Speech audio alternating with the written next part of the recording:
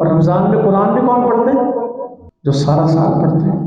جس کی سارا سال پڑھنے کی ترتیب نہیں ہے، نہ وہ حافظ قرآن پڑھ سکتا ہے، نہ وہ نازلے والا قرآن پڑھ سکتا ہے، نہ وہ مرد قرآن پڑھ سکتا ہے، نہ وہ عورت قرآن۔ جو سارا سال پڑھتے ہیں رمضان میں وہی پڑھتے ہیں۔ یہ نہیں ہوتا کہ ایک مہینے میں بندے ولی اللہ ہو جائے اور 11 مہینے، جو 11 مہینے اللہ کی بندگی کرتے ہیں رمضان میں ان کو توفیق ملتی ہے۔ یہ رمضان میں یہ ملتا ہے، رمضان میں وہ ملتا ہے، رمضان میں بڑی برکت، بڑی رحمت، بڑی مغفرت، بونس بڑا ہے۔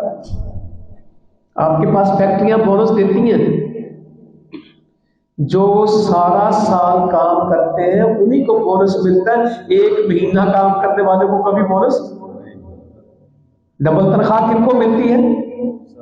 جو سارا سال کام کرتے ہیں۔ یہ نہیں ہوتا کہ بندہ 2 دن کے لیے آئے اور کہے سارا